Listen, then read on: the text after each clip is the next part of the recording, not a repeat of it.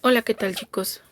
Vamos a ver el día de hoy un nuevo video de anatomía donde vamos a explicar lo que es el sistema nervioso periférico. Bien, de inicio pues hay que saber que este está compuesto por la médula espinal y los nervios que emergen de esta. La función principal es el transporte de información entre el organismo y el cerebro, es decir, poder llevar información de estímulos hacia el cerebro y regresar la respuesta del cerebro ante estos estímulos, lo que ya se veía en clases anteriores sobre el arco reflejo. Vamos a ver que aquí los nervios se dividen en dos. Tenemos los nervios craneales, que son 12, y cada uno de ellos cumple funciones asociadas a la cabeza y al cuello. Pero también tenemos 31 nervios espinales. Estos se ramifican y llegan a todos los órganos y tejidos y van a salir de la columna. Los nervios pueden cumplir 3 tipos de funciones. La función sensorial, que está obviamente a cargo de los 5 sentidos, la función motora, que es la que regula movimientos, y la función parasimpática, que son todas las funciones asociadas al control de movimientos involuntarios. Empecemos conociendo lo que es la médula espinal. Esta de inicio pues está ubicada en el conducto raquídeo, es decir, hacia el final del bulbo raquídeo y hacia adentro de la columna vertebral. Esta médula espinal tiene forma cilíndrica y se va a extender desde el bulbo raquídeo, o sea, desde la base del cráneo, hasta el borde superior de la L2. Recordemos que L2 quiere decir que es la segunda lumbar. En la parte baja va a terminar en forma como de un cono y debajo de este se encuentra la cola de caballo, que es un conjunto de nervios que asemejan la cola de un caballo, de ahí su nombre. Y bueno, ¿qué es un nervio? Se le conoce como nervio a un haz de cientos de miles de axones que se van a encontrar en todo el organismo para detectar y responder a estímulos, tal como lo vemos ahí en la imagen. Tenemos las neuronas formaditas y todas tienen su axón. Esos axones se juntan, al ser muchos, pues obviamente van a formar un conducto grueso al que vamos a llamar nervio. Y todos los pequeños conductos que conforman al nervio son los que transmiten información del organismo hacia el cerebro y viceversa a través de la sinapsis, lo que ya sabíamos de la transmisión de información. Decíamos hace un momento que los nervios se dividen en dos. Vamos a empezar con los nervios espinales. Estos emergen de la médula espinal. Van a atravesar los espacios que hay entre las vértebras, tal como lo vemos en la imagen, para poderse distribuir en todo el organismo. A estos se les considera nervios mixtos porque ejercen el control de músculos esqueléticos, de músculos lisos y estimulan a las glándulas. Y aquí los tenemos divididos. Tenemos cervicales 8 pares, torácicos 12 pares, lumbares 5, sacro 5 y un nervio en la zona coxígea. Ahora bien, tenemos también a los nervios craneales o pares craneales. Estos son los que se atraviesan, o más bien que atraviesan los orificios de la base del cráneo. Tienen la función de ramificar a diferentes partes del cuerpo, pero como ya decíamos, a partes que se asocian con la cabeza y el cuello, a excepción del par número 10, porque este par también se encarga de algunas vísceras, como por ejemplo el esófago, el estómago y los intestinos. Pero bueno, lo vamos a ver más adelante. Ahora es muy importante saber que existen 12 pares y es muy importante también que se los aprendan en orden y con la función que cumplen. Aquí tenemos en la imagen los 12: olfatorio, óptico, oculomotor, patético o troclear, trigémino, motor ocular externo o abducens, facial, vestíbulo coclear o auditivo, glosofaríngeo, hipogloso, vago y accesorio o espinal. Vamos a ir viendo cada uno de ellos y la función que cumple. Aquí los tenemos nuevamente. La imagen que tenemos es como si el cerebro lo tomáramos y lo volteáramos, lo pusiéramos de cabeza. Así se observan. Todos esos pequeños conductos son los nervios craneales. Algunos de ellos los vamos a encontrar, por ejemplo, el óptico, que llega hasta el ojo, el olfatorio, que cada uno está en una fosa nasal. Y bueno, así vamos a ir viendo cada uno de estos. Pero ahora vamos a conocer más a detalle su función. Empezamos con el olfatorio. Pues su función es meramente sensorial porque se encarga de la detección de olores. El segundo, que es el óptico, también es sensorial y se encarga de la visión o captación de imágenes y colores. Luego tenemos el 3, que se llama motor ocular común o también oculomotor.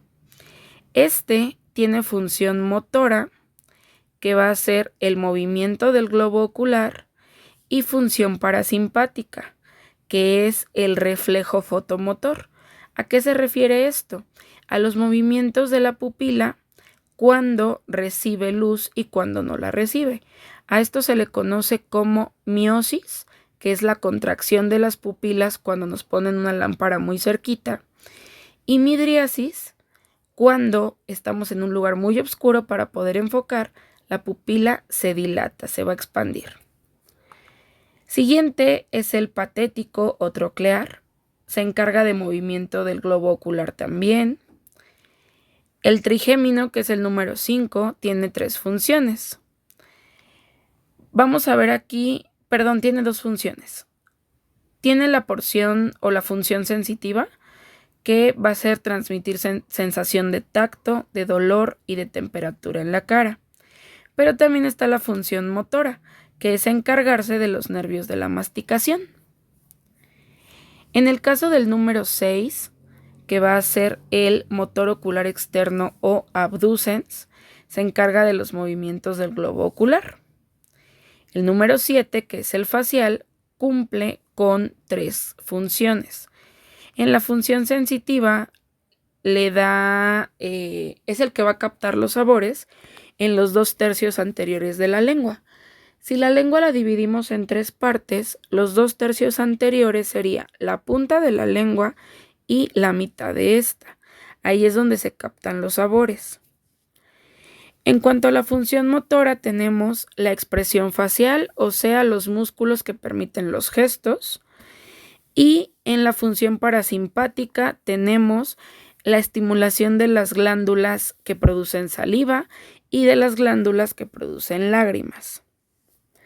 En el caso del par craneal número 8, que es el auditivo, tiene función meramente sensitiva, que va a hacer captar los sonidos.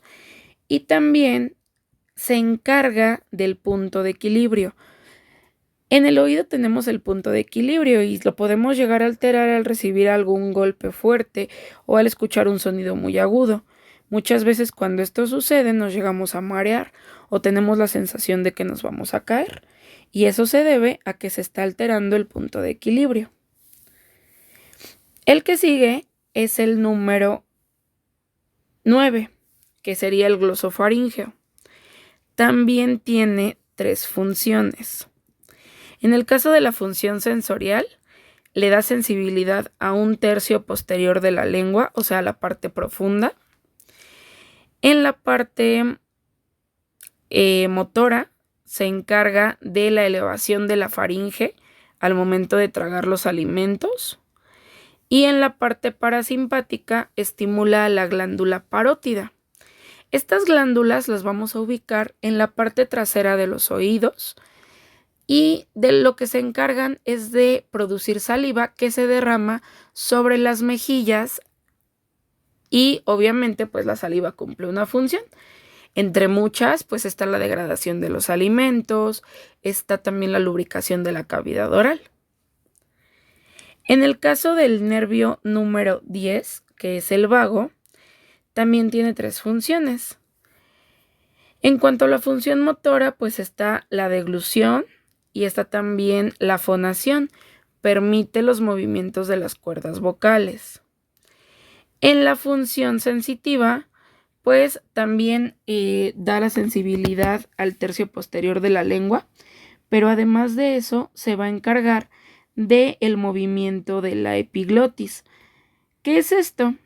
La epiglotis es una membrana en forma de hoja y su función va a ser, al momento de que nos alimentamos o bebemos algún líquido, lo que hace es cerrar el conducto respiratorio para evitar que nos ahoguemos. Cierra por un momento la respiración y deja el paso libre hacia el estómago. Por eso es que cuando acabamos de tomar agua, normalmente tenemos ese movimiento o ese reflejo de como suspirar, de hacer. ¿Por qué? Porque llevamos mucho tiempo sin respirar.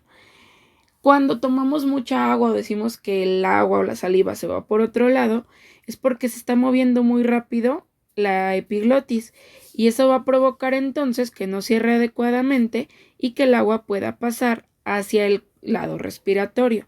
Por eso la sensación de estarnos ahogando. En cuanto a la función parasimpática, pues se encarga de la estimulación de vísceras torácicas y abdominales, como son el corazón para la regulación de la tensión arterial y también el esófago, el estómago y los intestinos para la regulación de las sustancias que se secretan en estos órganos. En cuanto al par número 11, que se llama accesorio o también espinal, este se va a encargar de los movimientos del cuello. ¿Por qué? Porque trabaja sobre el músculo trapecio y el esternocleidomastoideo. Estos se encuentran a la altura del cuello y permiten los movimientos en la cabeza para poder girar, para realizar hacia atrás, hacia enfrente, para mover a los lados. Y el último, que es el hipogloso. Este es simplemente motor, igual que el espinal, y se va a encargar de la movilidad de la lengua. ¿Para qué? Para que entonces se puedan articular las palabras. Si nosotros no tuviéramos lengua o no la pudiéramos mover, no podríamos articular palabras. ¿Por qué? Porque la lengua ayuda a que podamos hablar correctamente. Bien, esto sería entonces todo lo referente al sistema nervioso periférico. En sí este tema es muy extenso, pero se hizo el resumen lo mayor posible para que podamos identificar solamente lo esencial del tema y que en cuestión de 15 minutos pudiéramos abarcar todas las funciones del sistema nervioso periférico, de los nervios espinales y de los nervios craneales. Por mi parte sería todo, chicos. Espero que les haya servido la información. Aquellas personitas que todavía no se suscriben al canal, pues los invito porque seguiré subiendo videos referentes a cada una de las materias que imparto. De cualquier manera, no duden en comentarme si tuvieran alguna duda. Que tengan excelente día.